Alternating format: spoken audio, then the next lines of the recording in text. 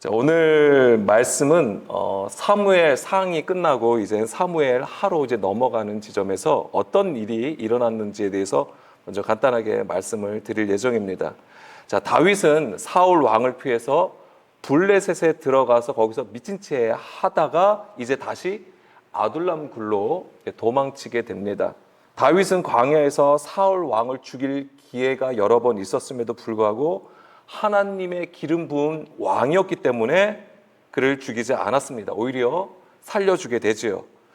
그렇지만 그런 가운데서도 다윗은 사울 왕으로부터 계속 도망을 쳐야 되는 것이죠. 그래서 십광야, 엔게디 등을 다니면서 사울 왕을 피해 다녔고, 그런 가운데서도 이제는 자기를 따르던 가족들하고 이제 추종자들도 있었잖아요. 그들을 블레셋에게 다시 의탁하기까지도 합니다.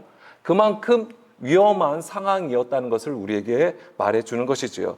이런 여정은 다윗을 기름 부어 이스라엘의 왕으로 세우시려는 연단의 과정이 되는 것입니다. 그래서 지난 시간에도 그것을 도망이라는 단어가 말라크라는 단어가 쓰였다고 했고, 그 뜻 안에는 새끼를 낳다라는 뜻이 있다고 말씀드렸어요. 그리고 그것이 곧 성경적으로는 구원을 의미한다라고 말씀을 드렸습니다. 그런데 이것은 다윗에게만 일어나는 일이 아니라고 하는 거예요. 이것은 하나님의 뜻이고 하나님께서 정하신 길이라고 하는 것입니다. 그래서 우리가 계시록 12장 4절에서 5절 말씀을 보게 되면 또한 우리가 이런 부분이 마지막 때에도 교회와 우리에게도 일어나는 일들이라는 것을 알 수가 있는 것이죠.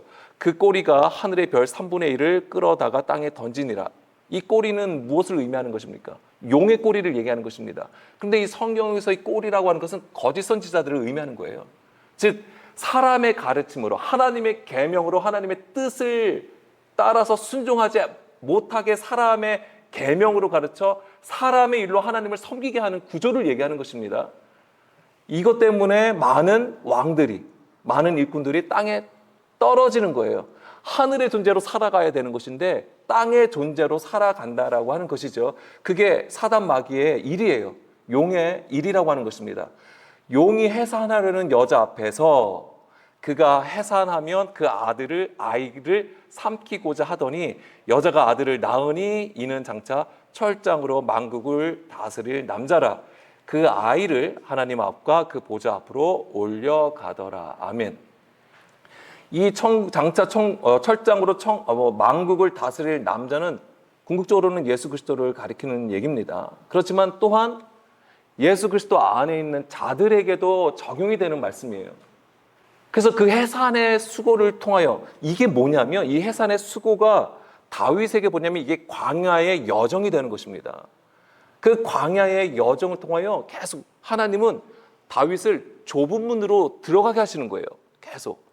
그것은 험난하고 어렵고 힘든 십자가의 길이라고 하는 것이죠. 계속 하나님은 다윗을 그곳으로 이끌어 가시는 거예요. 해산하여 그 아들을 낳는 그 순간이 바로 하나님께서 다윗에게 처음에 기름 부음을 부어 주셔서 이스라엘의 왕으로 삼으신 것을 얘기하는 거예요. 그래서 곧바로 이스라엘의 왕이 되는 게 아니잖아요.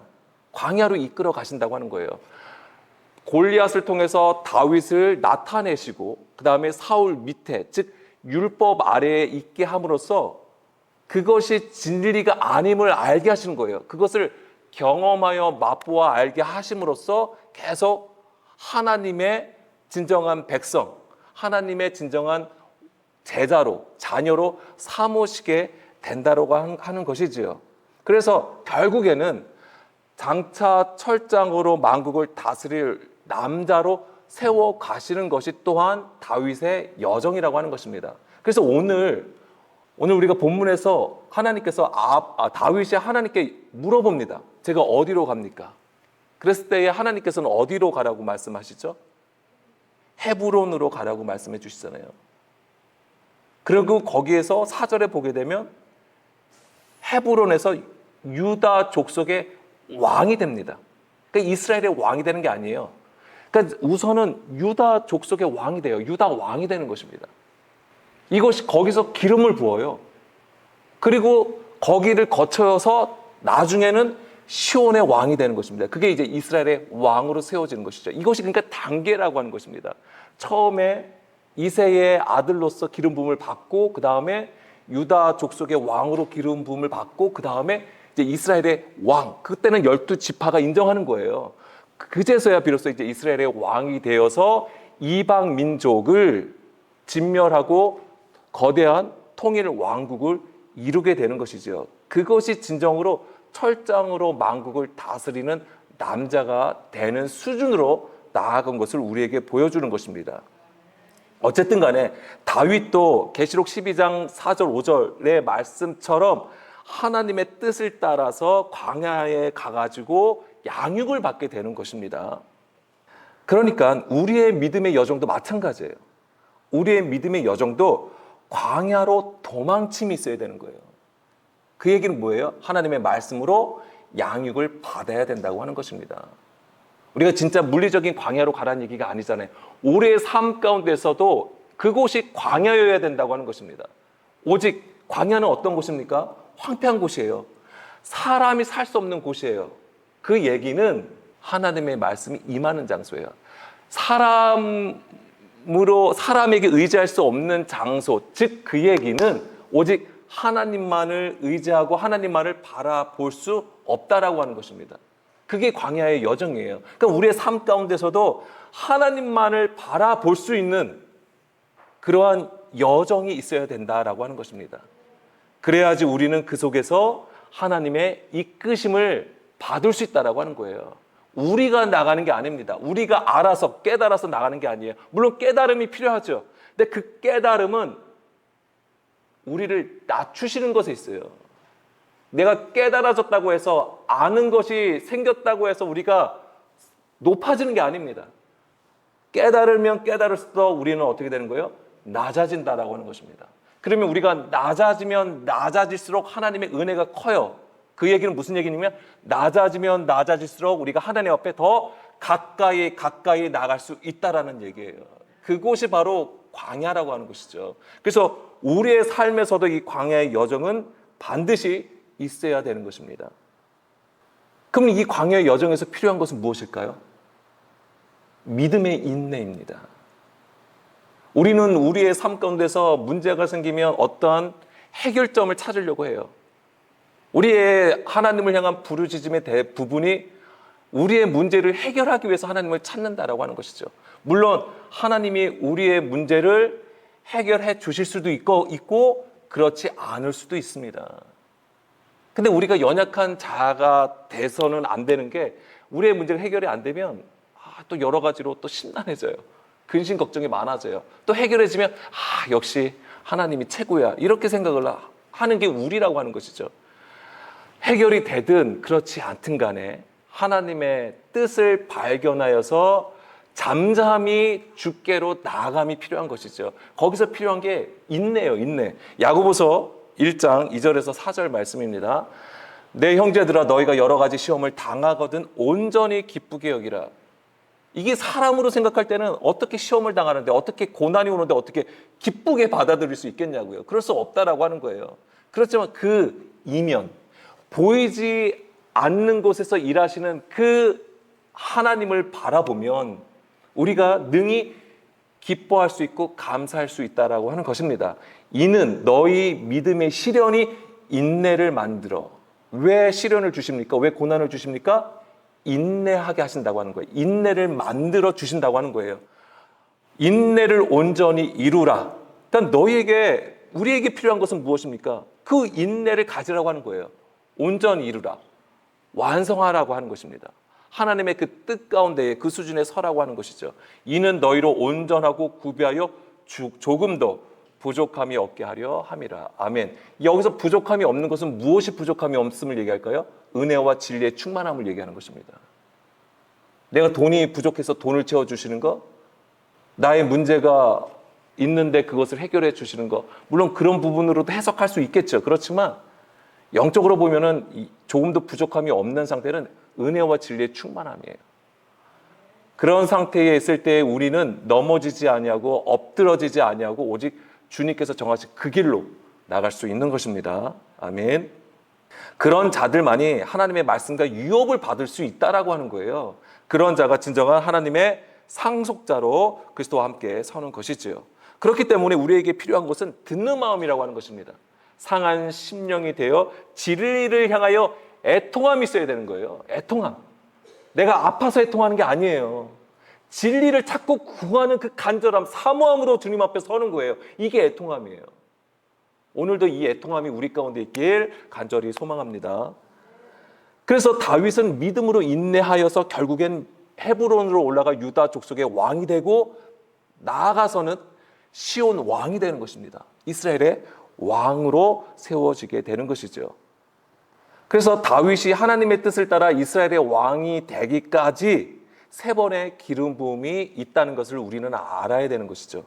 그래서 첫 번째로는 우리가 알고 있는 것처럼 찾지 마세요. 3상 1장 13절에 보게 되면 하나님의 명령을 받은 사무엘에 의해서 처음에 기름 부음을 받게 됩니다. 이것은 하나님의 명령에 의해서 기름 부음을 받게 됩니다. 그러면서 그때의 막내라는 개념으로 우리가 서로 말씀을 나눴던 것이고요. 그다음 두 번째로는 유다 장로들에게 의해서 유다의 왕, 유다 족속의 왕으로 사마 2장 4절 말씀. 요건 찾아주세요. 어차피 사마 2장 보는 거니까. 거기서 이제는 유다의 왕으로 세워지게 됩니다. 그런데 이게 그냥 세워지는 게 아니에요. 이게 그냥 되어지는 상황을 따라서 일어나는 일이 아니라 조건이라는 게 있어요. 하나님께서 일하시는 방법과 조건이라는 거 있습니다. 이 앞에 내용이 어떤 내용이 있을까요? 이 앞에 내용, 예를 들면 3상 30장 그리고 사마 1장에서는 그것 때문에 다윗이 굉장히 애통해하고 슬퍼해요. 금식까지 합니다. 무슨 일이 있었을까요? 갈보아산에서 사울 왕과 요나단이 죽어요. 물론 사울 왕이 죽었으니까 다윗의 입장이나 다윗을 추종하는 자들 입장에서는 뭐예요? 얼씨구나하겠죠. 아, 드디어 우리의 원수가 죽었구나 해가지고 굉장히 기뻐할 수도 있었으나 다윗은 그렇지 않았어요. 다윗은 슬퍼하면서 금식했다라고 하는 것입니다. 그런데 거기에서 우리가 읽어야 되는 건 뭐냐면 하나님의 일하심이에요. 즉 뭐냐면 사울 왕은 무엇을 의미합니까? 육신에 속한 자를 얘기하는 것입니다. 블레셋과 같아요. 이스라엘의 왕이었지만 할례받지 않은 자와 같은 그런 육신에 속한 자였어요. 그 육신됨이 죽어야지만이 이 다윗이 서는 거예요. 기름 부음 받은 자가 서게 된다라고 하는 것입니다.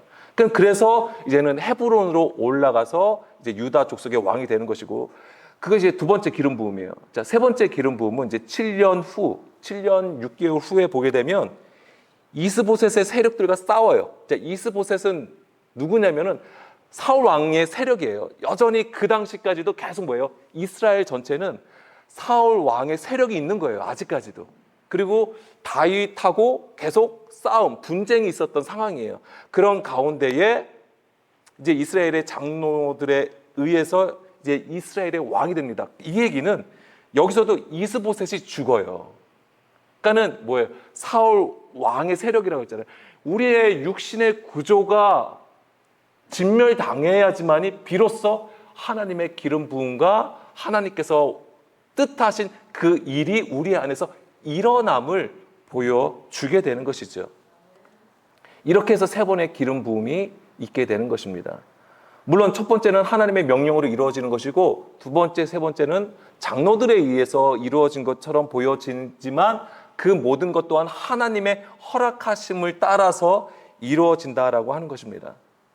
거기서 우리가 알아야 되는 것은 바로 이 육신의 구조가 무너질 때에 이 기름 부음의 은혜가 임한다라고 하는 것입니다. 우리가 성령의 기름 부음을 구하잖아요. 그럼 이것은 단지 사도행전 2장의 그 한 사건으로 우리에게 일어나는 게 아닙니다. 성령은 진리의 영으로서 우리의 안에 육신의 구조, 우리가 하나님을 사람의 것으로 섬기는 그 구조가 무너질 때에 기름 부음의 은총이 임한다고 하는 것입니다. 그랬을 때 우리는 한 단계 하나님께 올라갈 수 있다고 하는 거예요. 우리가 기름 부음을 받을 수 있는 조건은 뭐냐면 내가 죽어야지만 된다고 되는 것입니다. 내 아이의 육신의 구조가 무너질 때에, 즉 내가 부인되고 죽어질 때에 우리는 비로소 하나님 앞에 나갈 수 있다고 하는 거예요. 그게 바로 제단에서 보여주는 그림이에요. 제단에서 나의 그 제물을 바치잖아요. 그러면 태워요. 불이 임하여서 그것이 태워지면 연기가 올라가잖아요. 그것을 얘기하는 거예요. 그 그림이에요. 우리가 하나님께 올라가는 것은 나의 육신이 태워질 때에. 우리가 하나님 앞에 더 가까이 나갈 수 있는 것입니다. 그래서 우리의 믿음의 여정 속에서 이 하나님을 향하여서는 터닝 포인트가 있어야 돼요. 각자가. 그것을 감지할 수 있어야 되는 거예요. 감지해야 되는 것입니다. 그냥 찬양 부르고 기도하고 예배 드려서 하나님의 은혜 받으면 되는 거지라고 생각하시면 안 돼요. 그건 무딘 겁니다. 어리석은 행동입니다. 철저히 영에 대해서는, 말씀 앞에서는 감각해야 돼요. 예민해져야 되는 것입니다. 그런 축복이 우리 가운데 있길 간절히 소망합니다. 그래서 오늘 제목이 뭐냐면 블레셋을 떠나 헤브론으로라는 제목을 가지고 말씀을 나누는 것입니다. 사울 왕이 죽을 때에 다윗이 한 일이 있어요. 다윗은 사울 왕을 죽이지 않았어요. 이스라엘을 대적하지 않았습니다. 누구를 대적했냐면, 누구와 싸웠냐면 아말렉하고 싸워요. 그래서 지난 시간에도 말씀드린 것처럼 가드 왕 아기스에게 시글락이라는 성읍을 얻게 되고 그 시글락을 토대로 아말렉을 무찌르게 된다라고 말씀을 드렸습니다.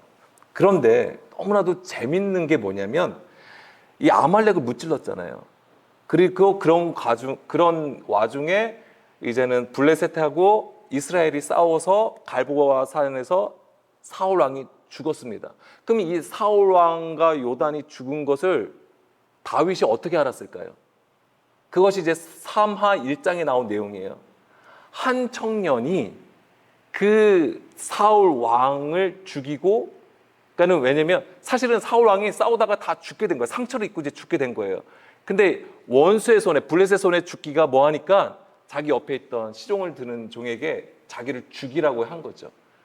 그게 그 청년이 그래서 사울의 죽음의 증거를 가지고 간을 가지고 이제 다윗에게 알려주는 거잖아요.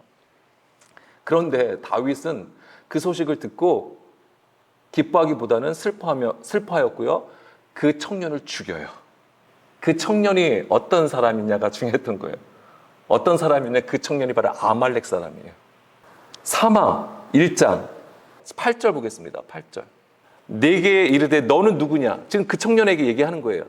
그러니까 내가 그에게 대답하되 나는 아말렉 사람입니다 라고 얘기를 하는 거죠. 그러니까 아말렉 사람에 의해서 사실은 사울 왕도 실제로는 그 목숨을 잃게 되는 것이고 그 사울 왕의 죽음을 다윗에게 전하게 되는 것이죠.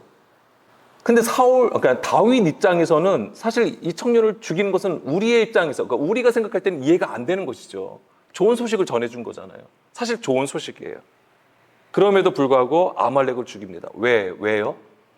그것은 하나님의 명령이기 때문에 그렇습니다. 그러니까 다윗은 자기가 처한 좋은 소식을 보내주고 좋은 상황이었다 할지라도 하나님의 뜻을 따라서 그 일을 행하게 되는 것입니다. 이런 것이 바로 하나님의 일이 되는 거예요. 그러니까 우리가 무조건 좋다고 해서 하나님의 일이 되는 게 아니라 하나님의 뜻을 명확하게 깨달아서 순종하는 것이 하나님의 일이 되는 것입니다. 자, 이게 왜 그러냐면, 자, 출애굽기 17장 14절에서 16절 말씀에 보게 되면 출애굽한 이스라엘 백성들이 광야에서 처음 싸움이 일어나요. 그 상대가 누구냐면 아말렉 족속이에요. 아말렉하고 처음으로 싸우게 됩니다. 그러면서 보십시오. 16절 보겠습니다. 여호와의 니시라고 하고 이르되 여호와께서 맹세하시기를 여호와가 아말렉과 더불어 대대로 싸우리라, 이 얘기를 하시는 거예요. 이렇게 보면 아말렉이 엄청난 애들인가? 엄청나게 강한 족속인가? 하나님이 영원히 싸워야 되는, 대대로 싸워야 되는 족속인가? 이런 생각이 들잖아요. 어쨌거나 이 아말렉은 계속해서 이스라엘 역사 가운데 계속해서 이스라엘 족속을 괴롭히고 죽이려고 하는 존재로 계속 나옵니다. 그러니까 오늘 우리가 말하는 게 사단 마귀와 같은 존재들이에요. 계속해서 하나님의 일을 방해하고 예수님을 못 믿게 하고 그런 존재들로 계속해서 나온다라고 하는 것이죠. 근데 여기서 누가 싸우는 것이죠? 모세가 산에서 가서 기도하고 그 전장에 나가서 누가 싸웁니까? 여호수아가 싸우잖아요. 그래서 이것은 뭐냐면 하나님의 전쟁이거든요. 이 하나님의 전쟁은 여호수아, 즉 예수님을 통하여 아말렉을 진멸하시는 것을 얘기하는 거예요. 하나님의 전쟁이라고 하는 것은. 근데 이것이 단지 아말렉이라는 족속, 그 한 족속만을 얘기하는 게 아니에요. 이 아말렉의 족속은 바로 이 하나님의 일을 방해하고 특히 이제 뒤에서 보게 되면 광야를 행할 때에 뒤에 처진 자들을 이 아말렉이 죽이게 됩니다. 칩니다, 그들을. 근데 그것 때문에 더더욱더 하나님으로부터 엄청난 저주를 받게 되고 진멸당함을 당하게 되는 것이죠. 자, 신명기 25장 17절. 이제는 가나안 땅에 들어갈 때도 이것을 더 언급해 주시지요. 너희는 애굽에서 나오는 길에 아말렉이 내게 행한 일을 기억하라. 곧 그들이 너를 길에서 만나 내가 피곤할 때에 내 뒤에 떨어진 약한 자들을 쳤고 하나님을 두려워하지 아니하였다라고 되어 있습니다. 그러면서 19절에 그러므로 내 하나님 여호와께서 내게 기업으로 주어 차지하게 하시는 땅에서 내 하나님 여호와께서 사방에 있는 모든 적군으로부터 내게 안식을 주실 때에 너는 천하에서 아말렉에 대한 기억을 지워버리라. 너는 잊지 말지니라 라고 얘기를 해주시는 거예요. 그래서 다시 한번 하나님은 이 아말렉에 대해서 상기시켜 주시는 거예요. 그런데 다시 17절, 18절로 보게 되면은 왜 하나님은 이렇게까지 얘기하셨을까요?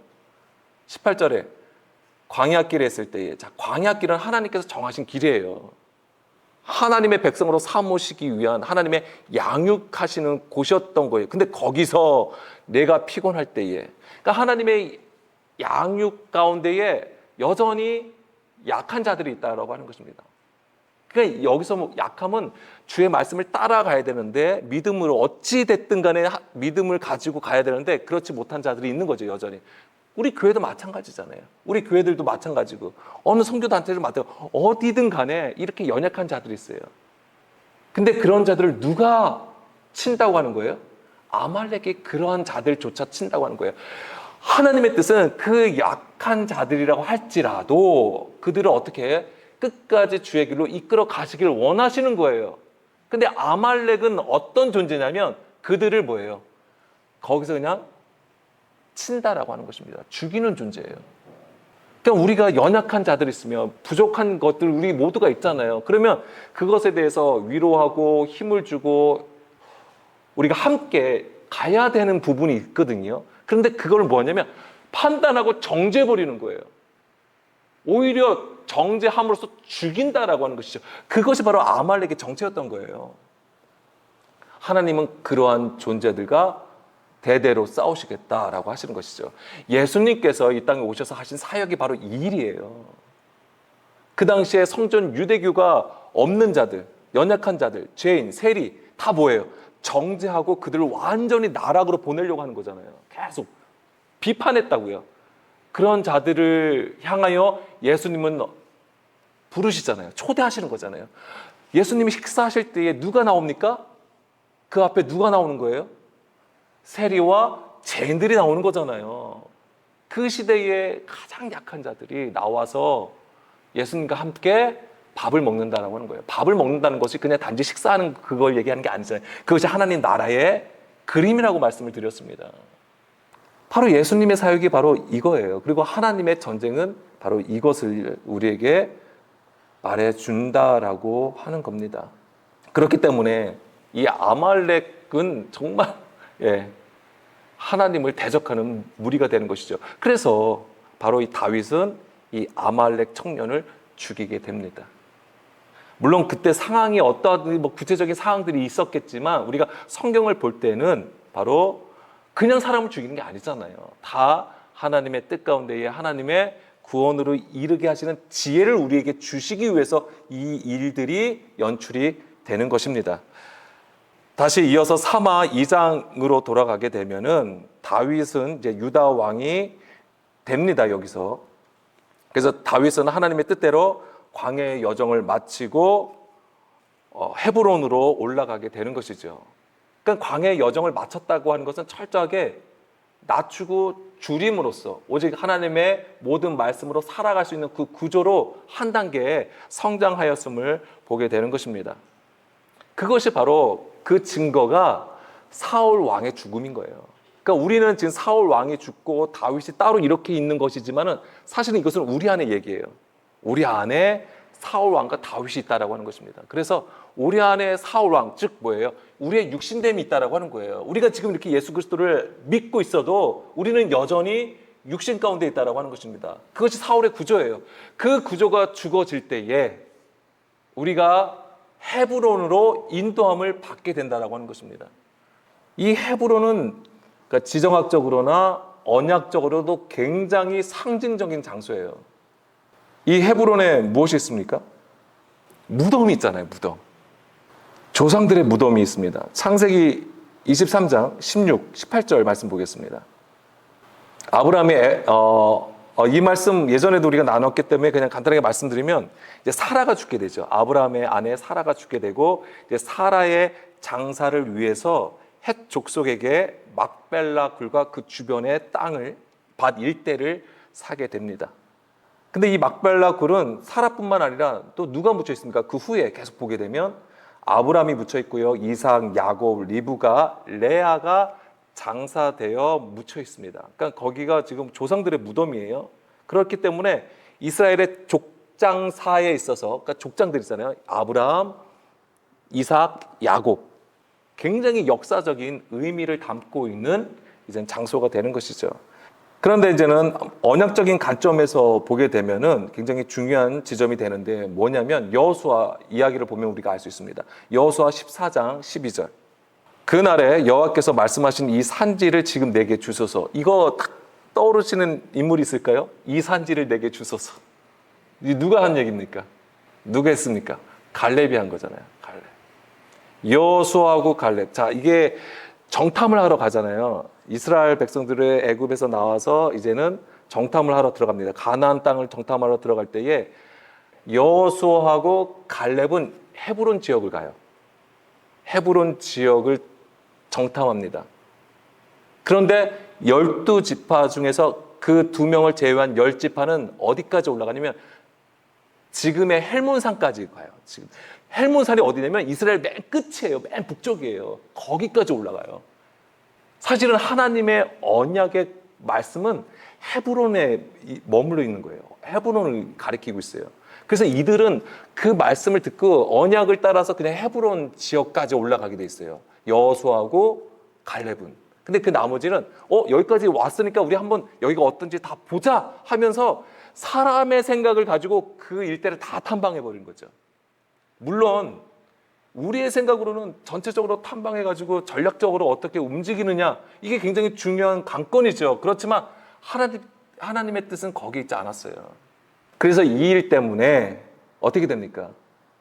40년 동안을 광야 생활을 하게 되는 거예요. 이 일 때문에. 그렇기 때문에 우리가 하나님의 말씀을 듣고 그 언약 구조를 깨닫는 게 얼마나 중요한지를 아셔야 되는 거예요. 그렇지 않으면 우리가 또한 40년의 광야 생활을 할 수도 있다라고 하는 것입니다. 이 산지를 지금 내게 주소서. 갈렙이 요구한 거예요. 당신도 그날에 들으셨거니와 그곳에는 아낙 사람이 있고 그 성읍들은 크고 견고할지라도 여호와께서 나와 함께 하시면 내가 여호와께서 말씀하신 대로 그들을 쫓아내리이다 라고 되어 있죠. 바로 이제는 갈렙이 달라고 한 이 산지가 헤브론이었던 것이고 24절 보겠습니다. 14장 24절 말씀 보게 되면 그러나 내 종 갈렙은 그 마음이 그들과 달라서 나를 온전히 따랐은즉 그가 갔던 땅으로 내가 그를 인도하여 드리리니 그의 자손이 그 땅을 차지하리라 라고 되어 있습니다. 여호수아 14장 24절 말씀이에요. 그러니까 하나님의 평가는 뭐냐면 갈렙을 향한 하나님의 평가는 그 마음이 그들과 달랐다라고 하는 거예요. 그 마음은 어떤 마음이었을까요? 듣는 마음이었다고 하는 거예요. 갈렙과 여호수아, 특히 갈렙의 경우는 하나님의 말씀을 온전히 들었음을 얘기하는 것입니다. 그러니까 온전히 들었다는 것은 정말 우리가 귀로 잘 들었다라고 하는 얘기가 아니에요. 물론 그것이 있어요. 근데 그것보다 더 중요한 건 뭐예요? 그걸 들음으로써 어떻게 해요? 내 마음이 상한 심령이 되었음을 얘기하는 거예요.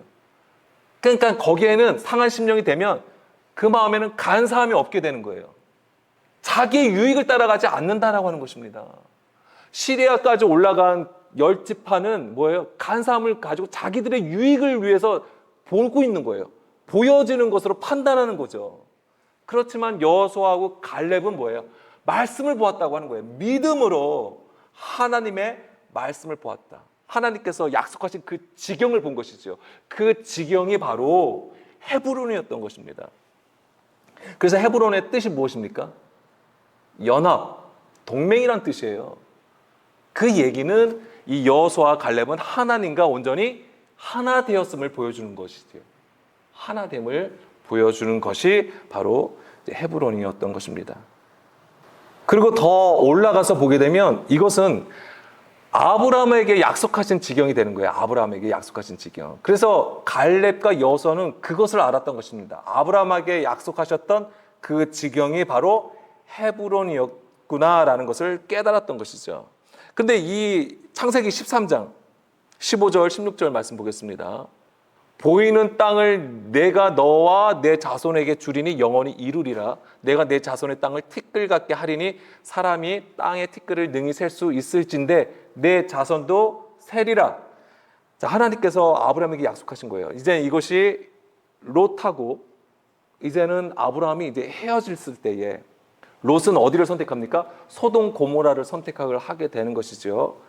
그렇지만 아브라함은 롯의 반대 지경으로 가게 되는데 그 지경이 바로 헤브론에 있는 마물의 상수리 수풀에 거주하였다라고 되어 있는 거예요. 그러니까 그 얘기가 헤브론 지경이 되는 것이죠.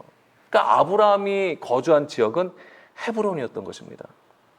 그 언약의 장소에 바로 갈렙이 갔던 것이고 하나님 앞에 이것을 달라고 얘기했던 것입니다. 그런데 이 헤브론에 바로 무덤이 있었다고 했잖아요. 조상들의 무덤이 있었다고 했습니다. 그 얘기는 자, 여기서 헤브론이 아까 연합, 하나됨, 동맹이라는 뜻을 가지고 있다고 했습니다. 그 얘기는 무덤이 있는데 연합이라는 의미를 가지고 있어요. 그럼 이것은 우리가 어떻게 볼 수 있을까요?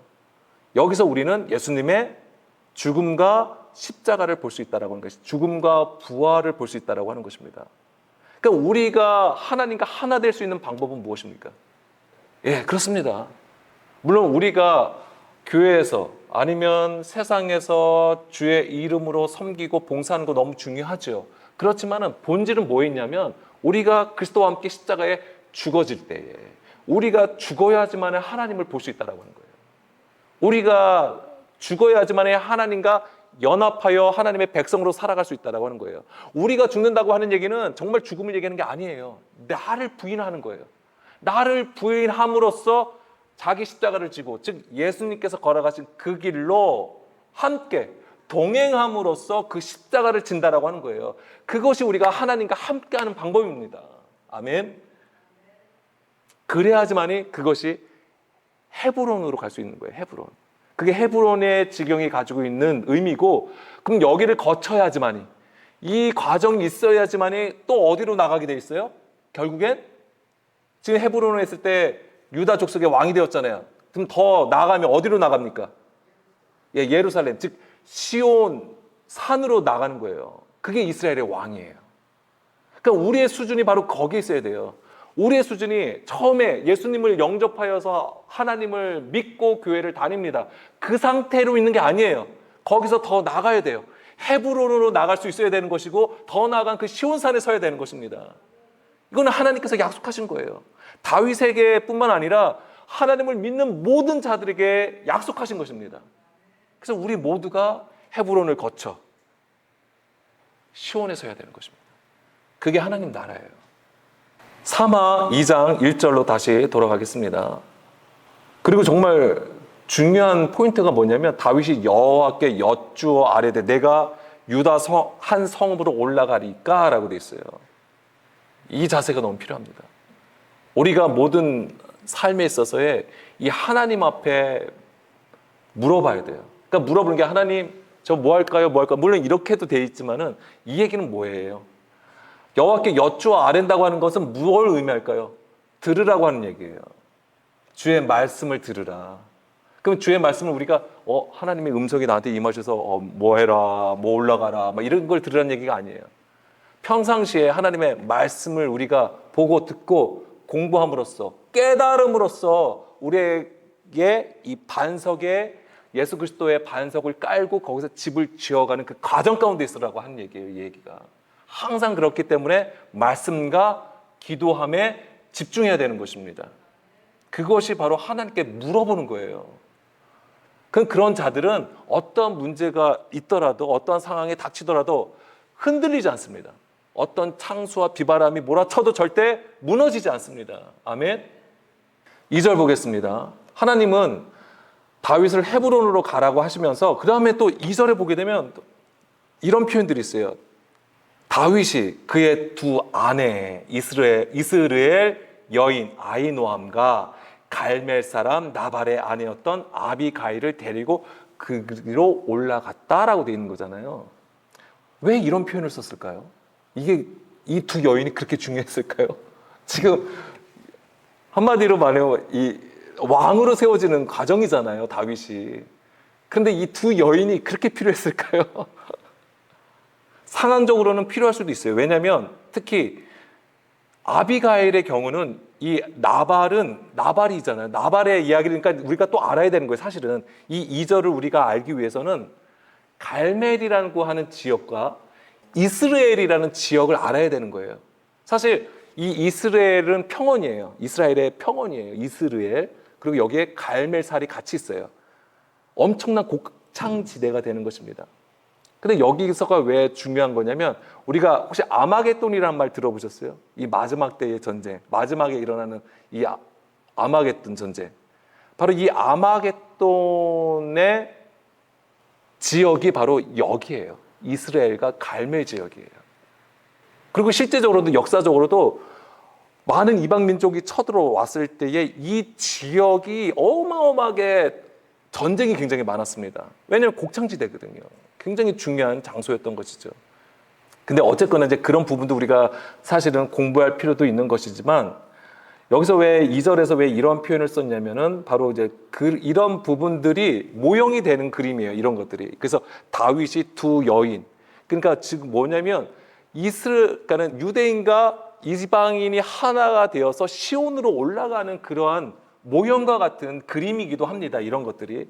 그리고 실제로도 아비가일이 또 중요한 이유는 뭐냐면 나발이잖아요. 나발의 아내였다고 했잖아요. 나발이 유다 지파 이 지역의 부자였어요. 엄청나게 영향력을 미쳤던 사람이에요. 근데 아비가일이 다윗의 아내가 되었잖아요. 그러니까는 다윗 입장에서는 그 유다 지역에 행사를 할 수 있는 것이죠. 영향력을 엄청나게 미칠 수 있는 인물로 부각이 된 거예요. 왜냐하면 사울 왕이 죽었잖아요. 그러니까 이제는 유다 족속 입장에서는 이 다윗을 세울 필요가 있는 거예요.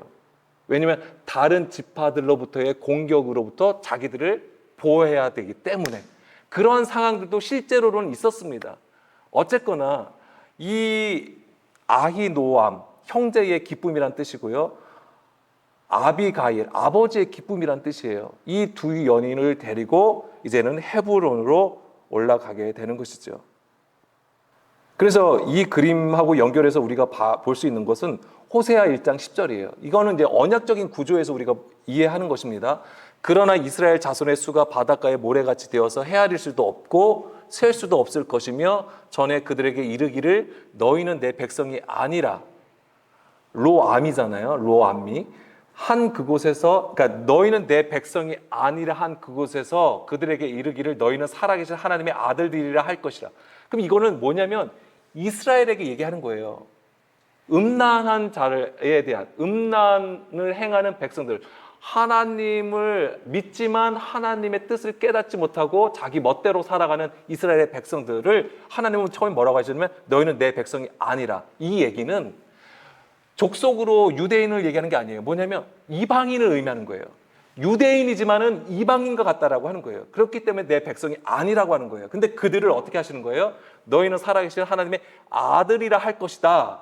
그러면서 11절 이에 유다 자손과 이스라엘 자손이 그러니까 여기서 뭐냐면 유다 자손은 유대인을 의미하는 것이고 이스라엘 자손은요 이방인을 의미하는 거예요. 여기서는 아까 좀 전에 내 백성이 아니라라고 했잖아요. 그러니까 실제 우리가 어떤 정말 무슨 족 이걸 얘기하는 게 아니에요. 성경에서 민족은 유대인과 이방인을 얘기하는 것입니다. 근데 이 이스라엘 자손이 하나님을 떠났던 것이죠. 그러니까 이방인과 같다라고 하는 거예요. 그래서 유다 자손과 이스라엘 자손이 함께 모여 한 우두머리를 세우고 그러니까 이것이 우리가 사마로 보자면 다윗을 얘기하는 거예요. 그 땅에서부터 올라오리니 뭐예요? 이스라엘의 날이 클 것임이라. 이스라엘의 날. 이게 뭐냐면 아마겟돈이에요. 이게 그러니까는 아마겟돈은 마지막 때에 저기 무슨 러시아하고 뭐 유럽 아니면 미국 이렇게 싸워가지고 물리적인 어떤 전쟁을 통해서 승리자가 승리하는 것을 얘기하는 게 아니에요. 그런 미혹에 넘어가지 마시기 바랍니다. 그리고 한 개 더 보겠습니다. 에스겔 37장 16절. 에스겔 37장 16, 17절 말씀에 보게 되면 인자야 너는 막대기 하나를 가져다가 그 위에 유다와 그 짝 이스라엘 자손이라 쓰고 또 다른 막대기 하나를 가지고 그 위에 에브라임의 막대기 곧 요셉과 그 짝 이스라엘 온 족속이라 쓰고 자 여기서 각자가 뭐예요? 막대기를 준비하는데 뭐예요? 하나는 이스라엘 자손이고 하나는 에브라임이래요. 에브라임이 의미하는 건 뭐합니까? 이방인을 얘기하는 것입니다. 이방 민족을 얘기하는 거예요. 유대인이 의미하는 게 교회들을 얘기하는 것입니다. 이스라엘 자손은 유대인을 얘기하는 것이고요. 근데 이것을 어떻게 해요? 17절 그 막대기들을 서로 합하여 하나가 되게 하라. 내 손에서 둘이 하나가 되리라. 아멘. 이런 구조가 이런 언약적인 하나님의 약속이 헤브론을 통해서 이루어지는 것이고 오늘 우리에게는 이것이 어떻게 적용이 되냐면 예수님의 십자가를 통하여 이루어진다고 하는 거예요. 그러니까 우리는 처음에 어떤 자예요? 외인이에요. 그리스도 밖에 있는 자예요. 죄인이에요. 하나님 보시기에 우리는 이방인이에요. 그런데 예수님의 그 십자가로 우리가 어떻게 되는 것입니까? 예, 할례를 받게 되는 거예요. 우리의 육신의 거저가 죽어지는 것이죠. 그러면서 우리가 뭐예요? 유대인이 되는 것이죠. 하나가 되는 것입니다. 이게 우리 안에서는 이것이 하나가 됨으로써 진정으로 주의 백성으로 세워진다라고 하는 것입니다. 그래야지만이 우리가 진정으로 헤브론의 지경으로 나갈 수 있는 거예요. 그렇게 하나님을 향하여 우리가 한 걸음 한 걸음, 한 계단 한 계단 주님을 향하여 서는 것입니다. 우리의 지금의 신앙생활이 그래야 되는 것입니다. 이것을 전체적인 그림을 감지하고 오늘 우리가 어디에 서 있는지를 알아야 되는 것이죠. 그리고 그 가운데에서 우리가 무엇을 해야 되는지 우리가 당한 상황들을 따라서 하나님 앞에 엎드려 주의 뜻을 구하며 내 안에서 그리스도를 발견하여서 나가야 되는 것입니다. 그것은 좁은 길입니다. 좁은 문으로 들어가는 거예요. 여전히 힘들고 어려운 것입니다. 그럼에도 불구하고 우리에게는 소망이 있는 것이죠. 세상으로부터 육신으로부터 우리를 구별하여 세우시는 하나님의 그 은혜와 권능이 임한다고 하는 것이죠. 그 하나님의 은혜와 권능이 바로 예수 그리스도예요. 그래서 우리 안에 예수 그리스도를 발견하고 오늘도 주의 말씀 앞에 있기를 간절히 소망합니다. 아멘. 그렇기 때문에 오늘도 우리가 헤브론에 있기를 원하고 더 나아가 우리가 시온에 서길 간절히 원합니다.